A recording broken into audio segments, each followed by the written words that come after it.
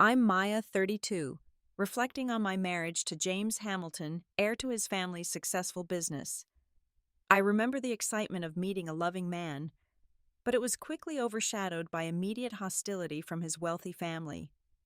They labeled me a gold digger, despite my independent career. After giving birth to our daughter Lily, I noticed temporary improvement in relations. I recently discovered their elaborate plan to humiliate me at Lily's upcoming birthday party. Before I tell you how I turned the tables on my in-laws, let me know where you're watching from, hit that like button, and subscribe to hear more stories of family triumph. I was a hardworking graphic designer from a middle-class family in Seattle when my life changed forever. That fateful evening, I was volunteering at a charity gala for children's literacy, setting up displays of artwork donated by local artists. I wasn't supposed to be mingling with the wealthy donors, but I needed to fix a frame that had come loose on one of the displays. That's when James first approached me. Tall, with kind blue eyes and an easy smile, he asked thoughtful questions about the artwork, rather than making small talk about the event. "You seem to know a lot about these pieces," he said, his interest genuine. "I should hope so." I laughed. "I'm a graphic designer and I helped curate this collection." His eyes lit up. "I'm James Hamilton." He introduced himself without any pretension, though I would later learn his family name carried significant weight in business circles. We ended up talking for nearly an hour, forgetting about the gala happening around us. He asked for my number before leaving, and I hesitated. He wasn't my usual type, and I suspected we came from very different worlds. "Just coffee," he insisted with a charming smile. "If we have nothing to talk about, no harm done." We had plenty to talk about, as it turned out. Our coffee date stretched into lunch, and by the end of the week, we'd seen each other 3 times. James was thoughtful and sincere, always listening intently when I spoke about my dreams for my design career. He shared stories about growing up with the pressure of family expectations, confessing he sometimes wished for a simpler life. "My parents have had my life mapped out since before I was born," he told me one evening as we walked along the waterfront. "Hamilton men go to specific schools, work in the family business, marry suitable women, and produce heirs to continue the legacy." I playfully nudged his shoulder. "And where in this grand plan do graphic designers from Green Lake fit in?" His expression turned serious as he took my hand. "They don't. That's what makes this so special, Maya. You're the first person who makes me want to write my own story." Despite my growing feelings, I maintained some caution. I'd worked too hard building my career to be swept away entirely. When James took me to elegant restaurants or surprised me with weekend getaways, I insisted on paying my share when I could. This seemed to both amuse and impress him. "You're unlike anyone I've ever dated," he said once. "Most women I meet either want something from me or are trying to impress my family."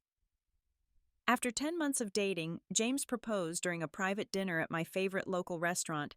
Nothing flashy or ostentatious. "I know we come from different worlds," he said, holding my hands across the table. "But you're the one I want to build a life with. You challenge me, you make me laugh, and you love me for who I am, not my last name." The ring was his grandmother's, simple and elegant. I hesitated, not because I didn't love him, but because I'd sensed from his occasional comments that his family might not approve of me. "What about your parents?" I asked. James squeezed my hand. "They'll come around once they get to know you. How could they not love you like I do?" I should have recognized his avoidance for the red flag it was. But love made me optimistic. I said yes, believing we could overcome any family resistance together. When James first took me to the Hamilton family estate, the sprawling mansion with its manicured grounds made my stomach tighten with anxiety. I'd chosen a conservative dress and minimal jewelry, hoping to make a good impression. Harold and Diana Hamilton greeted us in a formal sitting room. Harold, tall and imposing like his son, but with cold eyes, shook my hand briefly. Diana, perfectly coiffed with an artificial smile, kissed the air beside my cheek. "So you're the girl who's captured our James," Diana said, her tone making "captured" sound predatory. Her gaze flicked over my outfit, lingering on my shoes, which were my most expensive pair, but clearly not up to her standards. Throughout dinner, they asked pointed questions about my family. "And what does your father do again?" My education, just a state university, and my career. Graphics, how creative though, not particularly stable, is it? When James excused himself to take a business call, Diana leaned forward. "You seem like a nice enough girl," she said quietly. "But you must understand the Hamilton family has certain expectations. James has responsibilities." "I understand he's important to your family," I replied carefully. "But he's important to me, too." "Yes, I'm sure he is," she answered with a tight smile that didn't reach her eyes. On the drive home, I expressed my concerns to James. "They were so cold, James. Your mother practically told me I wasn't good enough." He sighed, running a hand through his hair. "They're just protective. My last girlfriend was only interested in the family connections. They'll warm up once they see how genuine you are." I wanted to believe him. Looking back, I realized James had spent his entire life making excuses for his family's behavior. He truly couldn't see how deeply problematic they were, and I was too in love to walk away. What I didn't know then was that I'd just met the people who would spend the next several years trying to break me. The hostility from the Hamilton family escalated gradually, like water slowly coming to a boil. What started as subtle jabs soon became impossible to ignore. At a Sunday brunch a month after our engagement, Diana cornered me while James spoke with his father about business. "Maya, dear," she said, voice dripping with false sweetness, "that's such an interesting bracelet. Is it a family heirloom?" She knew very well it was a simple silver piece I'd bought myself. "No, just something I picked up at an art fair," I replied. "How quaint. I suppose when you come from humble beginnings, you learn to appreciate the simple things." Her smile never wavered. "The Hamiltons have passed down jewelry for generations. Perhaps one day, if things work out with James, you might have something of actual value." Each family gathering brought new opportunities for undermining comments. Harold was less subtle than his wife. During a dinner discussion about my latest graphic design project, he interrupted. "You know, most of our daughters-in-law find fulfilling volunteer work after marriage," he stated. "The Hamilton Foundation always needs help with event planning. Something to consider once you and James settle down." I maintained my composure. "I appreciate the suggestion, Harold, but I've worked hard building my career. I don't plan on giving it up." He chuckled as if I'd said something adorably naive. "We'll see. Priorities tend to shift." James's sister Elizabeth proved equally unwelcoming. Tall and elegant like her mother, she had mastered the art of the backhanded compliment. "Your dress is so practical," she'd say. "I could never pull off something so casual." Or she'd reminisce about James's ex-girlfriends within earshot.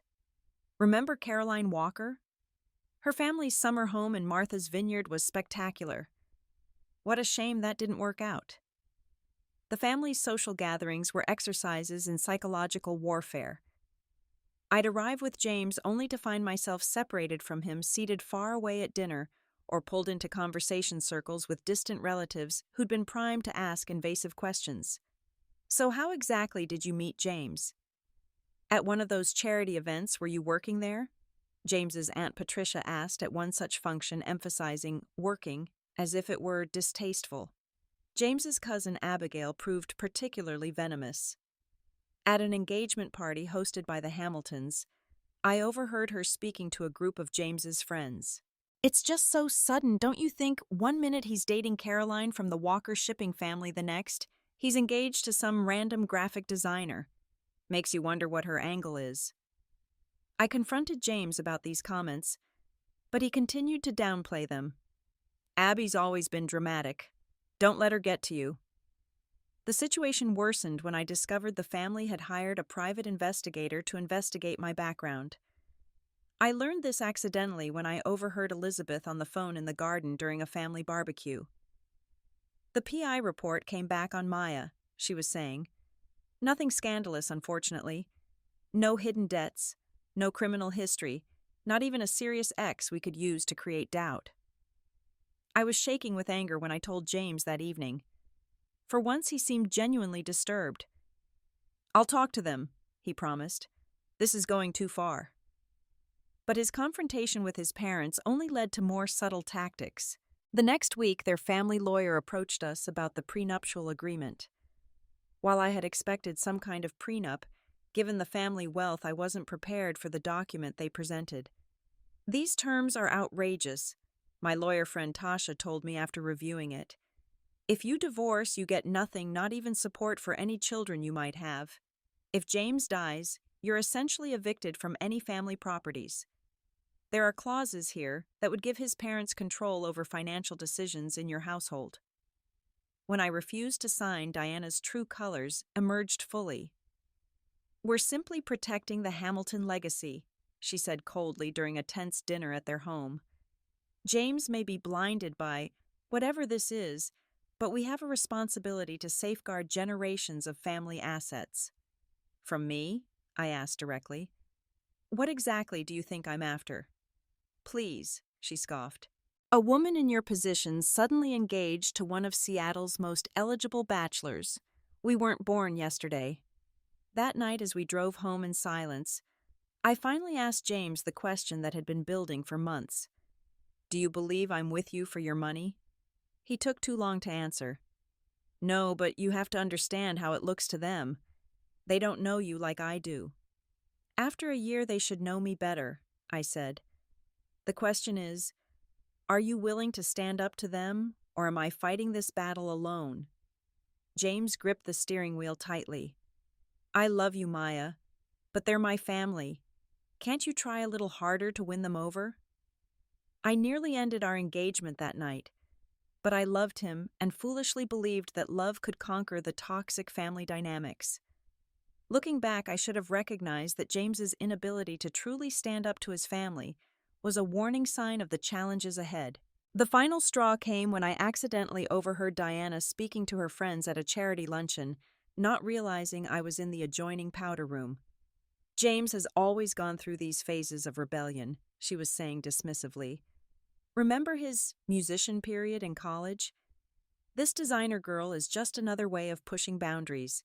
He'll tire of playing house with someone so obviously beneath his station, and then we can get him properly settled with someone suitable."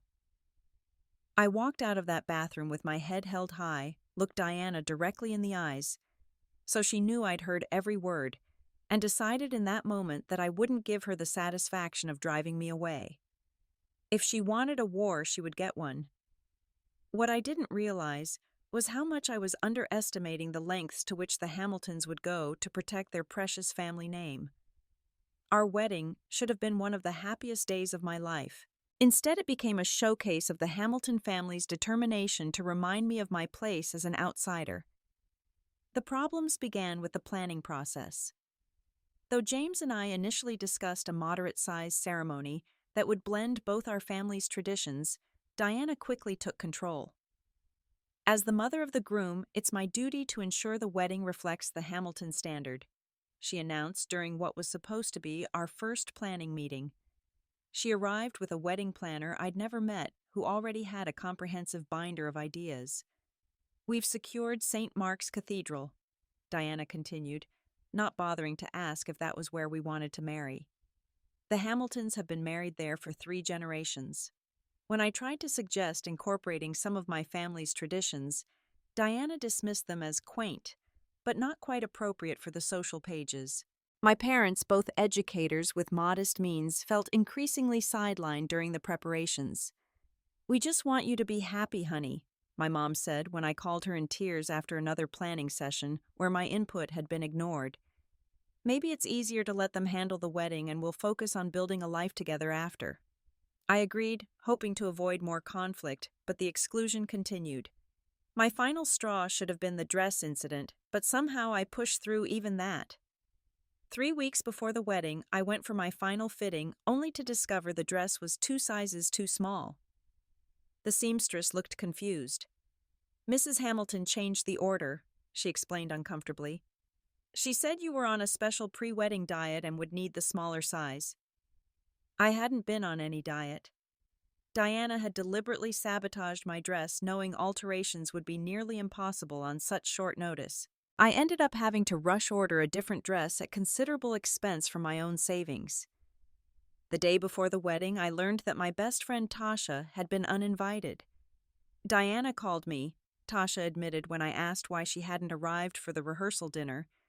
She said there were space constraints, and as you had family attending, some friends had to be cut from the list. Our venue accommodated 250 people. The final guest list included 200 of the Hamiltons' business associates and social connections, many of whom I'd never met, and only 30 of my friends and family. The ceremony itself was a blur of traditional vows and formal photographs, where Diana continuously repositioned me to minimize my problematic profile. The reception was elegant but cold, filled with people congratulating James on his match, while subtly inspecting me as if I were a curiosity. Harold's speech focused almost entirely on the Hamilton legacy and how James was poised to carry it forward.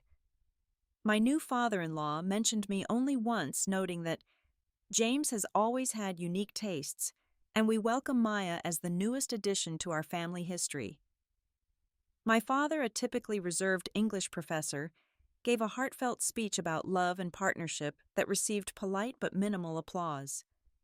The contrast between our families couldn't have been more stark. After the wedding, James and I moved into the guest house on the Hamilton estate, a decision I'd reluctantly agreed to while we looked for our own home.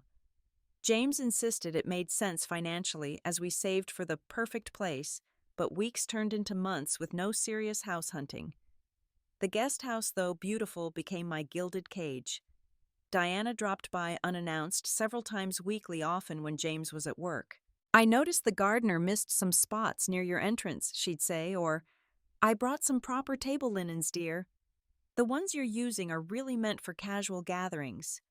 Each visit included some criticism of my housekeeping, decorating choices, or personal appearance. When I established a home office to continue my freelance design work, Diana seemed personally offended. "James can provide everything you need," she commented, examining my desk with distaste. "This career hobby is charming, but hardly necessary now." James's immersion in the family business left me increasingly isolated. He worked long hours, often joining his father for business dinners that stretched late into the evening. When I expressed my loneliness, he'd promised to make more time but rarely followed through. "The Hamilton Group is expanding," he explained. "Dad needs me right now. It won't always be like this." 6 months into our marriage, I discovered an addendum to our prenuptial agreement that James had signed without discussing with me. The document, which I found while organizing our home office, stipulated that any income I earned would be considered household contribution, rather than personal property in the event of a divorce. When confronted, James seemed genuinely confused about why I was upset. Dad's lawyer said it was standard protection. I didn't think it mattered since we'll always be together. His blind trust in his family's intentions was both frustrating and heartbreaking. Despite my growing resentment toward the Hamilton family, I still loved James and believed we could eventually break free from their influence. I was determined to make our marriage work, holding on to hope that once we had our own home, things would improve. I didn't realize then that the Hamiltons never intended to let their son establish true independence, nor did I anticipate how they would use my next bit of news to tighten their control over both our lives. 1 year into our marriage, amid the tension and isolation, I discovered I was pregnant. The irony wasn't lost on me that in the midst of feeling most disconnected from James and his family, we had created new life together. I planned a special dinner to tell him, hoping this shared joy might bridge the growing distance between us. James's reaction exceeded my expectations. "A baby." His eyes filled with tears as he lifted me in a celebratory embrace. "Maya, this is amazing." For the first time in months, we connected as we had during our courtship, staying up late discussing names and making plans for the nursery. James seemed energized by the prospect of fatherhood, promising to cut back his work hours and finally prioritize finding our own home. "This changes everything," he whispered that night. "We're going to be a real family now." The next day, James insisted on sharing our news with his parents immediately. Despite my suggestion, we wait until the end of the first trimester. As soon as the words left his mouth in his parents' formal living room, I witnessed a transformation in Diana Hamilton I hadn't thought possible. Her typically cool demeanor melted into an almost manic excitement. "A Hamilton heir," she exclaimed, clasping her hands together. "This is wonderful news." Harold's usual stoicism cracked to reveal a genuine smile. "Well done, son," he said, clapping James on the shoulder before turning to me with what seemed like sincere warmth. "And you too, Maya. This calls for celebration." The shift in their treatment of me was immediate and jarring. Diana began calling daily, inquiring about my health and offering to connect me with the best obstetrician in Seattle. Shopping bags filled with expensive maternity clothes appeared at our door. Harold mentioned expanding the guest house to include a proper nursery. "The next generation of Hamiltons should have appropriate accommodations," he declared. Their sudden attentiveness felt surreal after months of veiled hostility. James saw it as vindication. "See, I told you they just needed time," he said happily. "Now they see what I've always seen in you." But I wasn't naive enough to believe their change of heart was about accepting me.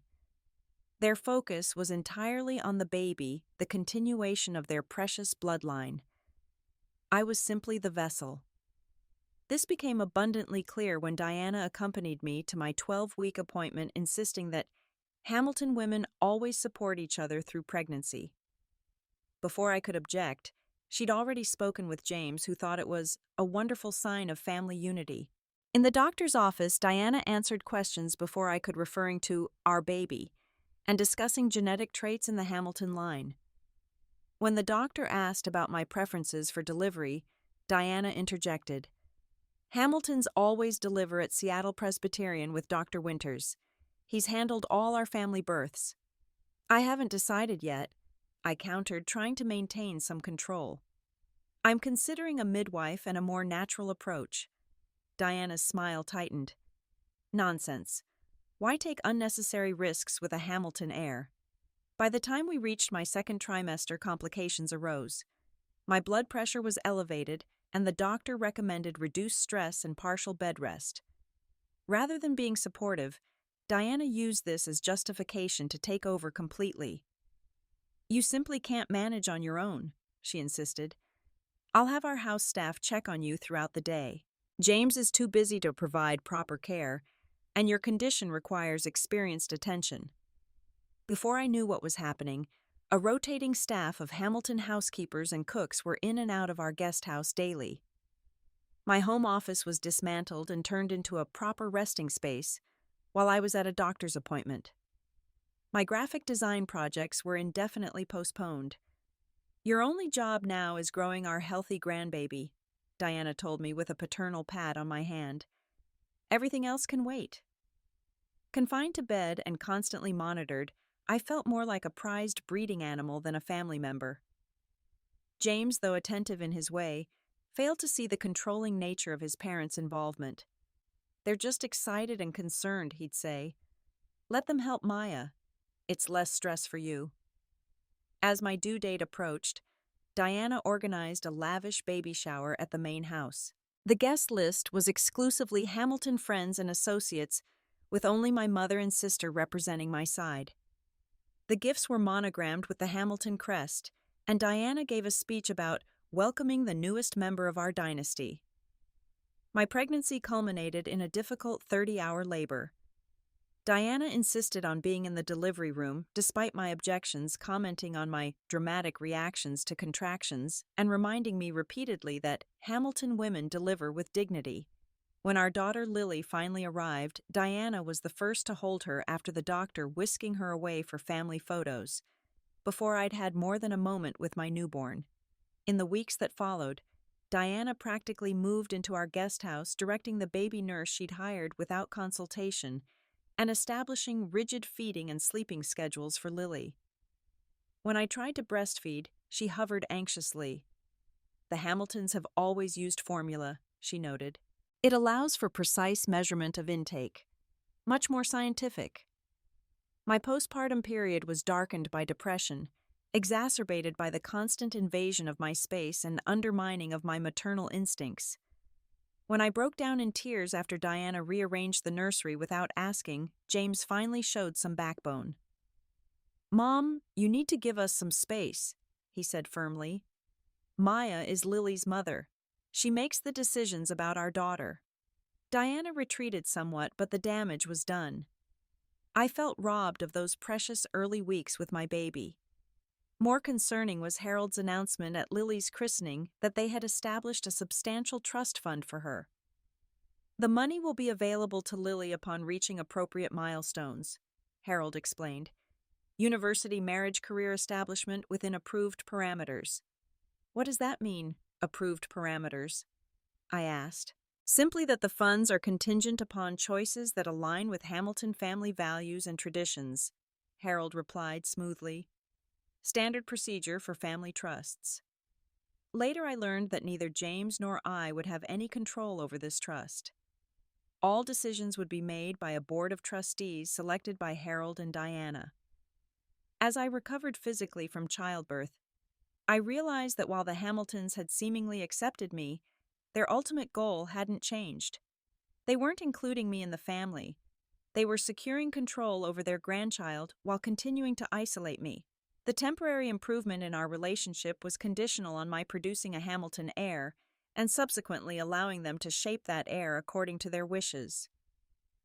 I was still the outsider, the necessary but unwelcome addition to their bloodline. As Lily grew from newborn to infant, I made a silent promise that she would never feel the conditional acceptance I had experienced. Somehow I would find a way to break the cycle of control that defined the Hamilton family dynamic.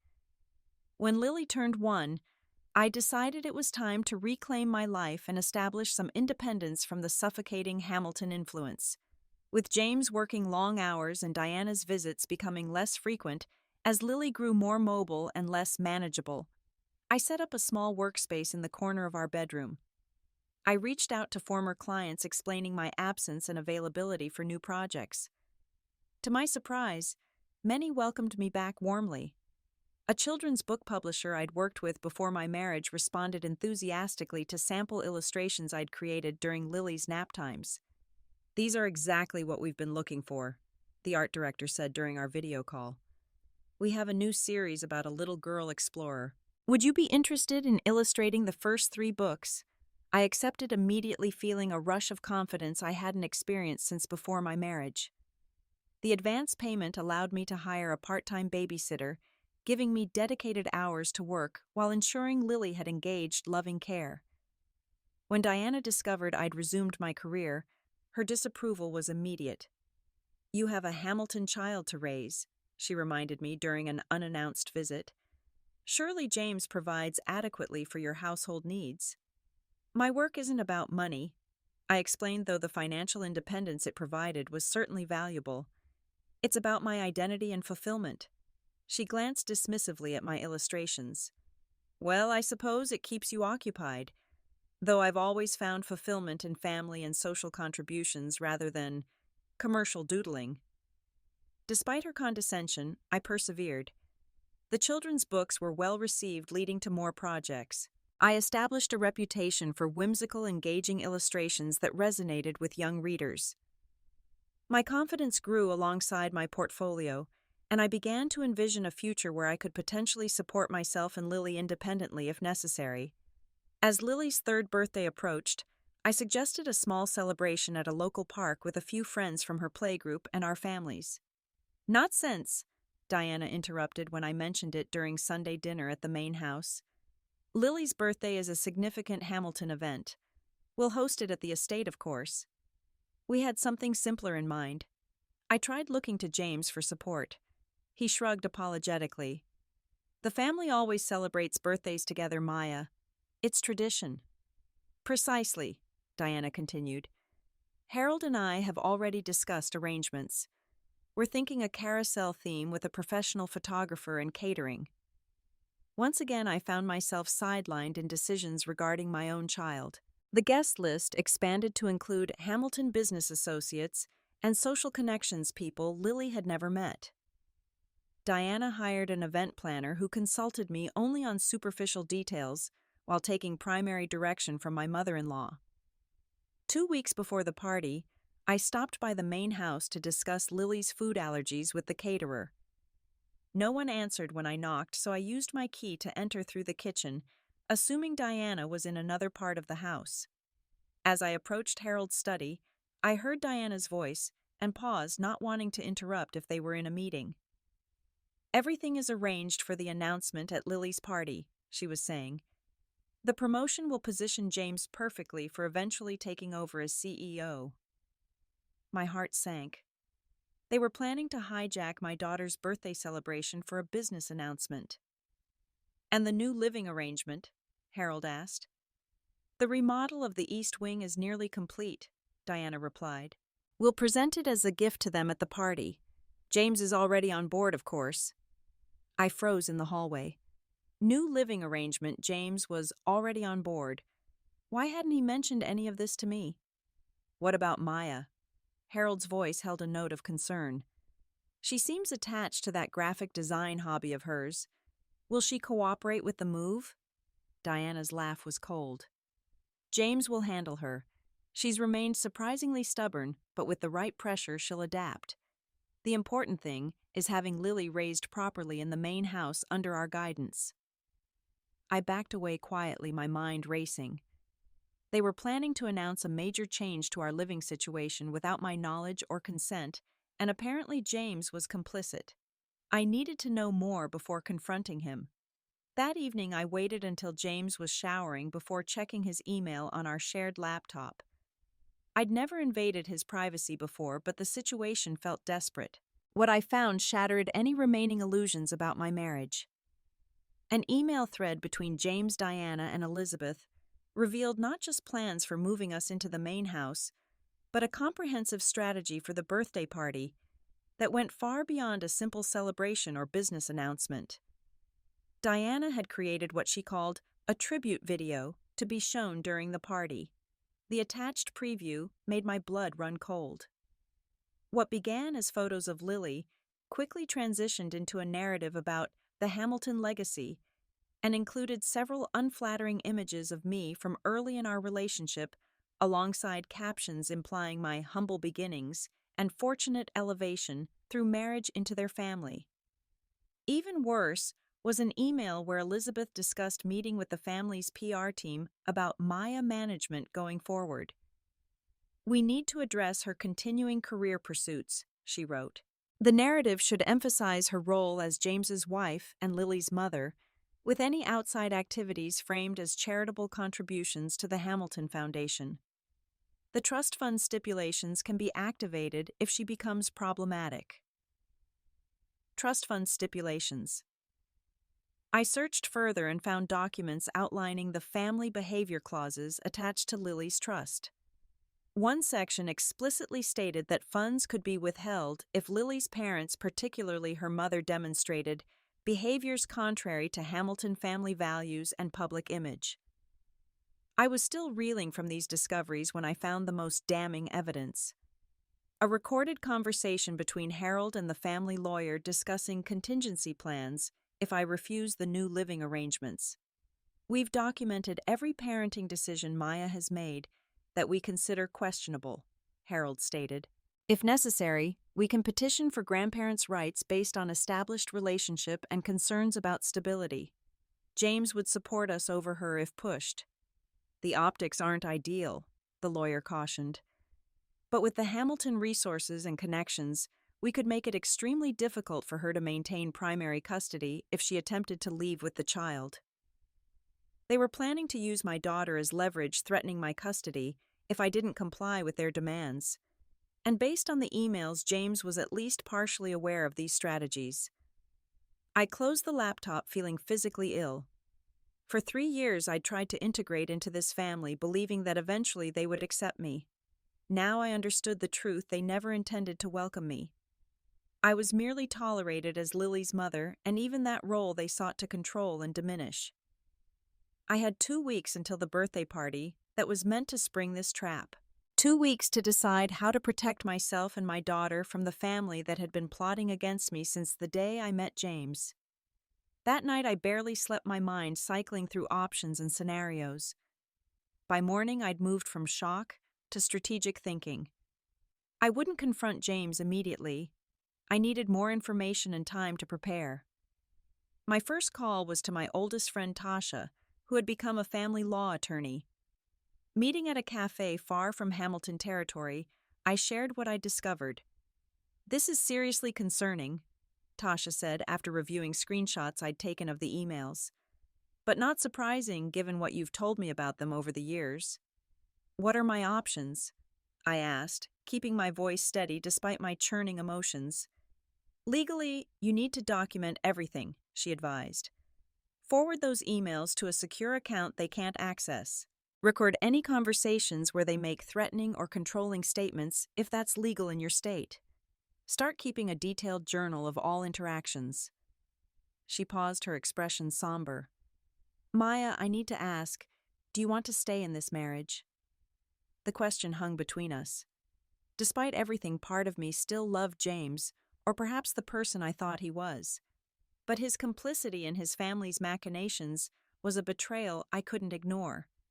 "I don't know," I admitted, "but I need to be prepared either way." Tasha nodded. "Then let's work on protecting you and Lily, regardless of what you decide about James." We spent the next hour outlining a preliminary strategy. I would continue gathering evidence while consulting with a financial advisor about securing my increasing income from my illustration work. Most importantly, I would establish my independence as Lily's primary caregiver, documenting my parenting decisions and her well-being under my care. Over the next week, I implemented Tasha's suggestions while maintaining a facade of normalcy.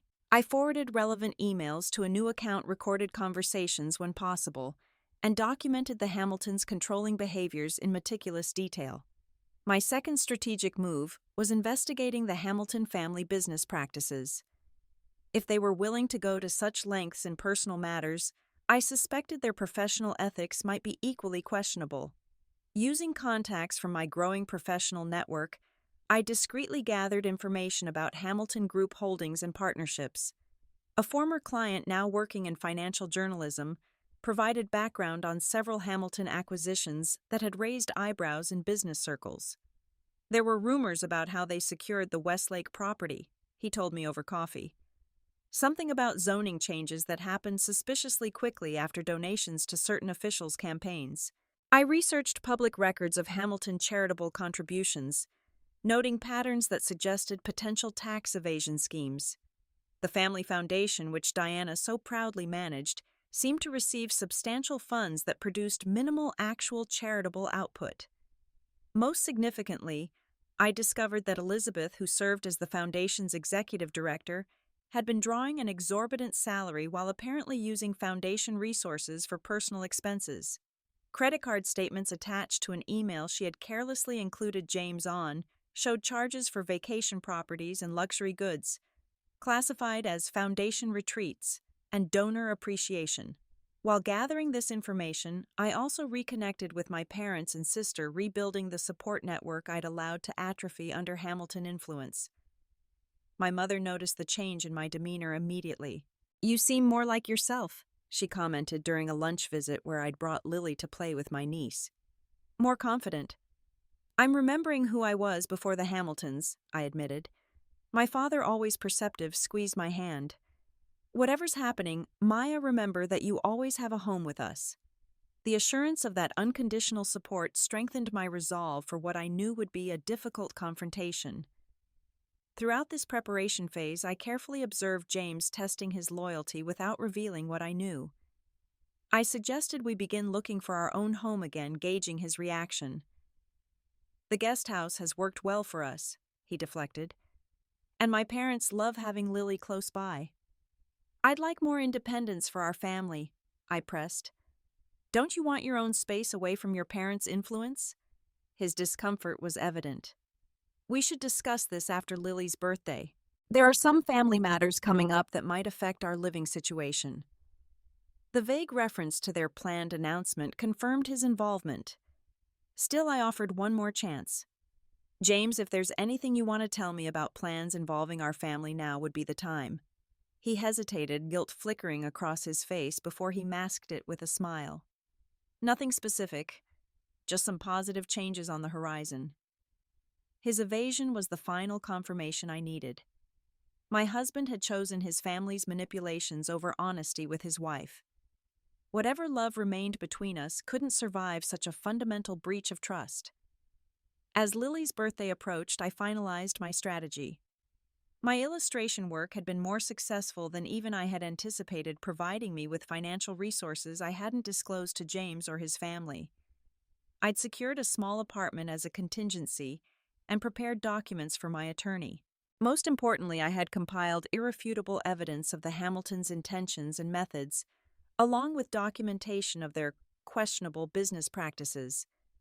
If they wanted war, I was now armed for the battle. The night before the party, I looked at my sleeping daughter, her features so like her father's, and felt a wave of resolve. Whatever happened tomorrow would determine the course of our lives going forward. The Hamiltons had underestimated me from the beginning, seeing only the quiet graphic designer willing to accommodate their demands for James's sake. They were about to meet the woman I had become, a mother determined to protect her child and herself no matter the cost. The day of Lily's birthday party arrived with picture-perfect weather, as if even nature conspired to create the ideal setting for the Hamiltons' grand plans. Diana had transformed the estate gardens into a child's fantasy, complete with a small carousel, petting zoo, and a stage for the puppet show, and subsequent special presentations. I dressed Lily in the outfit I had chosen, deliberately ignoring the frilly designer dress Diana had sent over the previous day. When we arrived at the main house, Diana's tight smile at Lily's clothing told me she recognized the small act of defiance. "Maya, dear, didn't you receive the special outfit for Lily? This is a formal Hamilton occasion," she said, her voice honeyed despite the steel underneath. "Lily preferred this one," I replied simply. "She should be comfortable at her own party." By noon, the estate grounds were filled with guests, many of whom Lily had never met. Business associates congratulated James on rumors of his upcoming promotion, while society friends complimented Diana on the extravagant event. Lily clung to me, overwhelmed by the crowd and attention from strangers. Harold made his way through the gathering, introducing James to key investors. Elizabeth directed the event staff with military precision, occasionally shooting measuring glances my way.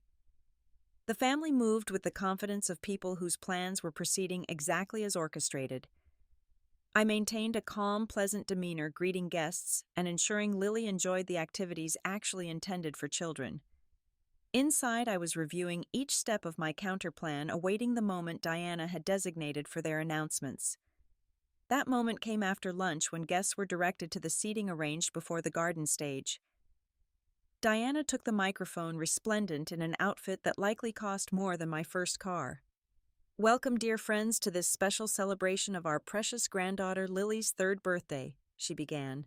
"The Hamilton family has always valued tradition and legacy, and today we're delighted to share some exciting developments with our closest associates."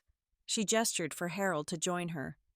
"First, we're proud to announce that our son James will be assuming the role of Chief Operating Officer at Hamilton Group, the next step in his journey toward eventually leading our family enterprise."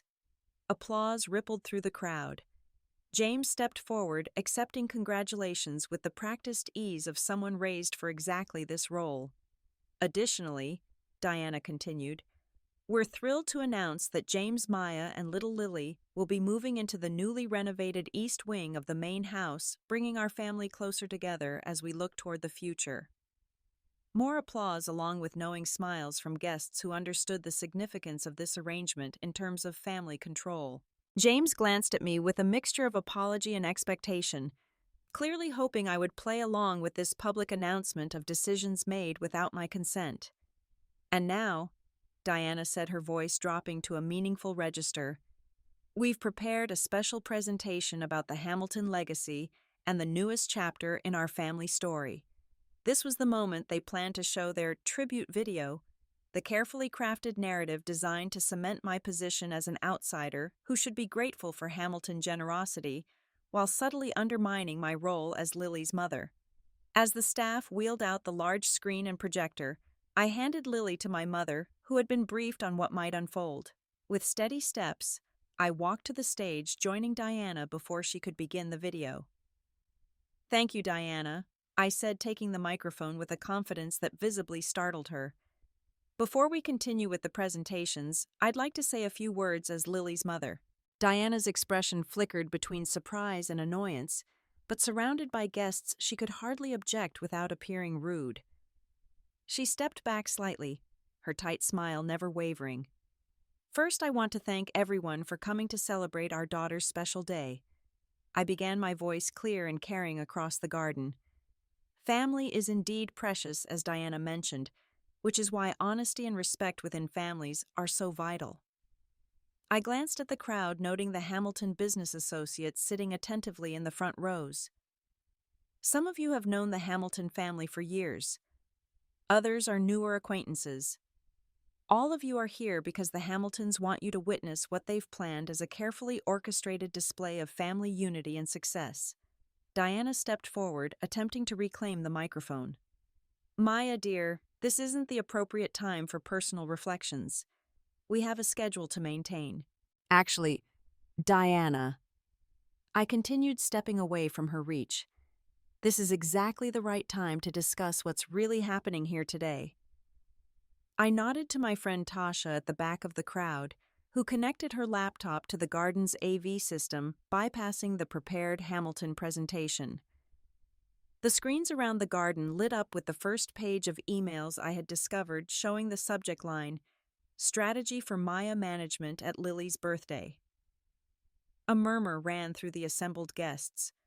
James stepped forward, his face pale. "Maya, what are you doing?" "I'm revealing the truth, James," I said, keeping my voice level. "Something that's been in short supply in this family." Turning back to the increasingly uncomfortable audience, I continued. "For 3 years, I've been labeled a gold digger by my husband's family. I've endured countless humiliations, had my career dismissed as a hobby, and watched as they've systematically attempted to separate me from my daughter." The screens displayed more emails, each one showing the calculated efforts of the Hamiltons to control our lives and diminish my role. What you were about to see was a video presenting me as an unworthy addition to the prestigious Hamilton family, while announcing decisions about my life and my daughter's future that were made without my knowledge or consent. Diana's composure finally cracked. "This is outrageous. You're embarrassing yourself and our family." "No, Diana," I countered calmly. "What's outrageous is threatening grandparents' rights actions if I didn't comply with your demands." The screen changed to show Harold's recorded conversation with the family lawyer, the audio playing clearly through the garden speakers. Harold's face darkened as his own voice discussed using their resources and connections to challenge my custody of Lily if necessary. Several guests began to shift uncomfortably, some making discreet moves toward the exits. James stood frozen, his expression a mixture of shock and dawning horror, as he realized the extent of his parents' manipulations was now public knowledge. But my discoveries didn't end with personal matters. I continued, signaling Tasha to advance to the next section. When I began investigating why the Hamilton family was so determined to maintain absolute control, I found some interesting patterns in the family business and foundation. The screens now displayed financial records highlighting discrepancies in the Hamilton Foundation's charitable activities. Elizabeth's exorbitant salary and misclassified expenses appeared in highlighted sections. Tax records showing donations to non-existent charities. Foundation funds used for personal vacations classified as donor retreats. Political contributions timed suspiciously close to favorable zoning decisions for Hamilton developments. Harold finally moved toward the stage, his authoritative presence momentarily silencing the growing murmurs. "That's enough. These are private family matters and confidential business information. They stopped being private when you plotted to take my daughter from me," I replied, my voice never rising but carrying unmistakable steel. When you decided my role as Lily's mother was contingent on my obedience to Hamilton demands, I turned to face the crowd directly. I don't expect anyone here to take sides in a family dispute, but I want you all to witness that I will not be silenced, controlled, or separated from my daughter through manipulation and threats. My gaze found James, who stood pale and shaken between his parents. James, I loved you. Part of me still does. But you've allowed your family to threaten and undermine your wife, and you've participated in decisions that would fundamentally alter our lives without my knowledge or consent. His eyes filled with conflicted emotion. Maya, I didn't know about the custody threats, I swear. I thought the move to the main house would help us all. You knew they were planning to announce life-changing decisions at our daughter's birthday party, without discussing them with me, I replied. You chose your family's manipulation over honesty with your wife. The garden had fallen completely silent, the lavish celebration transformed into an uncomfortable public reckoning. Diana and Harold stood rigid with barely contained fury, their carefully constructed public image crumbling before their social and business circles.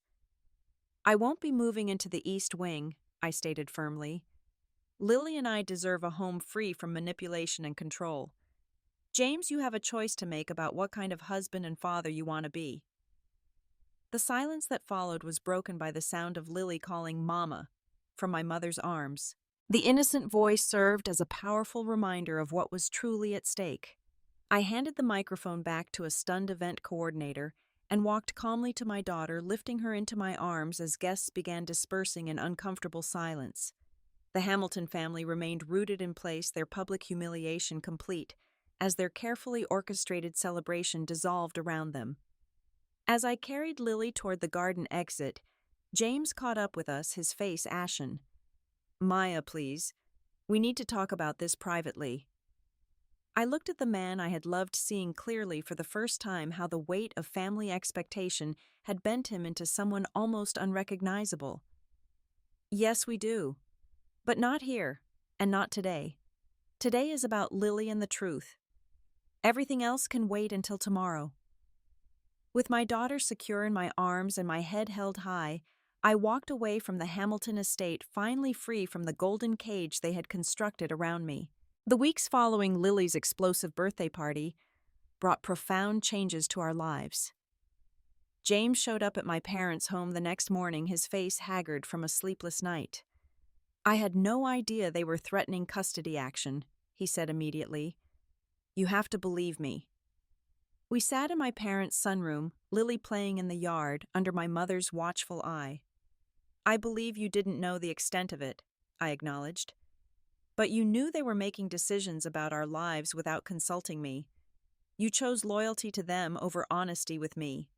He ran a hand through his disheveled hair. I've been trying to balance everyone's expectations my entire life. When you showed those emails and recordings, I felt like I was seeing my family clearly for the first time. What happens now is your choice, James. I won't live under their control anymore, and I won't allow them to manipulate Lily's life. The conversation lasted hours, painful but necessary. James revealed how deeply ingrained the Hamilton family dynamics were in his psyche, how he'd been raised to believe that family loyalty trumped all other considerations. For the first time, he spoke openly about the pressure he'd felt since childhood, to be the perfect Hamilton heir. It doesn't excuse what I did, he concluded, but I want you to understand, I wasn't being malicious. I truly thought I was doing what was best for everyone. Best for everyone, or easiest for you? I asked gently. His silence was answer enough. In the days that followed, James moved out of the guest house and into a downtown apartment, creating distance from his family's influence for the first time in his life. We agreed to a trial separation while attending couples counseling to determine if our marriage could be rebuilt on healthier foundations. The Hamiltons' response to the public exposure was predictably strategic. Harold issued statements about unfortunate family misunderstandings, while their legal team attempted to contain the damage from the revealed business improprieties. Elizabeth stepped down from the foundation leadership amid questions about financial management. Diana retreated from her social circuit, reportedly focusing on family matters, away from public scrutiny. They made no direct contact with me, working through lawyers to establish a visitation schedule for James to see Lily. The threats of grandparents' rights litigation disappeared after their attorney reviewed the evidence I had gathered. Lily and I moved into a bright, airy apartment near my studio space. With my illustration career flourishing, I could provide a comfortable, stable home for her independently. The children's book series expanded to include animated adaptations, bringing financial security I had never anticipated when I first picked up my pencils again after Lily's birth. The healing process wasn't linear. Some days brought anger over the years of manipulation I had endured. Other days carried sadness for the family life I had hoped to create with James. Throughout it all, I focused on building a nurturing environment where Lily could thrive away from toxic dynamics. 6 months after the birthday party confrontation, James made a decision that surprised everyone. He resigned from his newly appointed position at Hamilton Group. "I need to discover who I am outside of the family legacy," he explained when telling me of his choice. "I can't be the husband and father you and Lily deserve until I find that out." He accepted a position with a smaller firm, one without family connections or expectations. Our counseling sessions revealed a man slowly unwrapping himself from decades of conditioning, discovering independence in his mid-30s.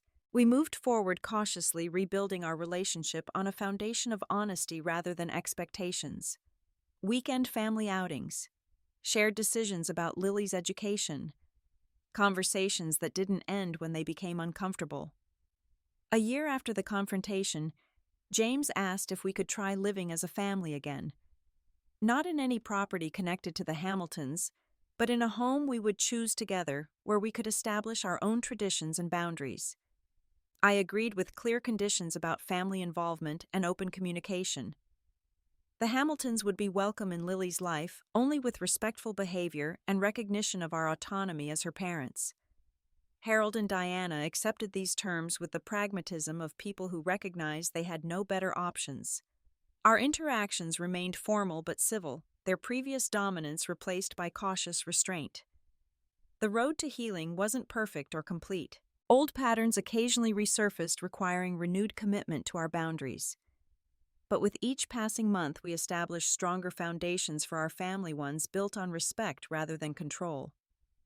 The greatest lesson from my years with the Hamiltons wasn't about wealth or status or even family dynamics.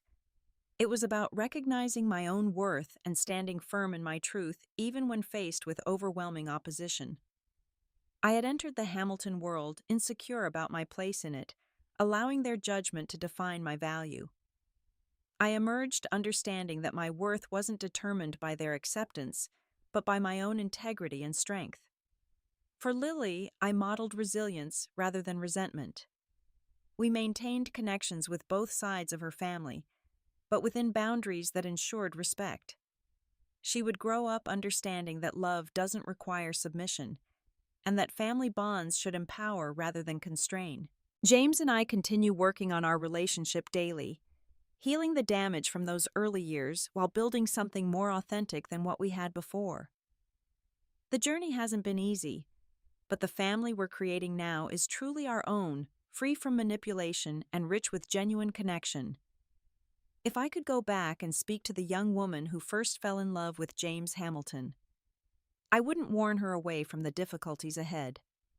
Those challenges, painful as they were, forged me into someone stronger and wiser than I might otherwise have become. Instead, I would simply tell her to trust her instincts sooner and remember that real love never requires diminishing yourself to please others. Looking back at this journey, I realized the Hamiltons did teach me something valuable, though not what they intended. They showed me exactly the kind of family I didn't want to create, clarifying my vision for what Lily deserves in her life: authenticity, respect, and unconditional love, untainted by control or conditions. Have you ever had to stand up to someone who underestimated you? How did you find the strength to speak your truth when it seemed like everyone was against you? Share your story in the comments below, and don't forget to like and subscribe if this resonated with you. Remember, sometimes the most powerful thing we can do is simply refuse to be silenced when we know we're right. Thank you for listening to my story, and I wish you the courage to honor your own worth no matter who questions it.